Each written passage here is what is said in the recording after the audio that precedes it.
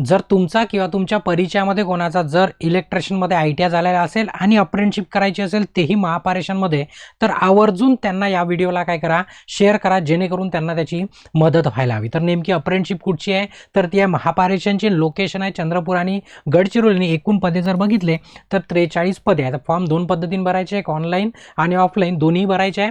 विभाग जर बघितला बल्लारशा विभाग आहे आणि कार्यक्षेत्र जे आहे, कार्यक्षेत्र कुठलं इथं चंद्रपूर आणि गडचिरोली. जागा 43. इस्टॅब्लिशमेंट नंबर तुमच्यासाठी सर्वात महत्त्वाचा. अप्लाय करण्याची तारीख आहे 5 फेब्रुवारीपासून तुम्हाला 16 फेब्रुवारीच्या दरम्यान अप्लाय करायचं आहे. तेही जे गव्हर्नमेंटचं अप्रेंटिसशिप पोर्टल आहे त्यावरती पहिले ऑनलाईन रजिस्ट्रेशन करून मगच त्याला अप्लाय करायचं आहे. त्याकरता शैक्षणिक पात्रता जर बघितली तर तुमचं 10वी झालेलं असलं पाहिजे, SSC झालेलं असलं पाहिजे, सोबतच तुमचं ITI झालेलं असलं पाहिजे. तेही इलेक्ट्रिशियन ट्रेडमध्ये गव्हर्नमेंट ITI असो किंवा प्रायव्हेट ITI असो, पण ITI झालेलं असलं पाहिजे.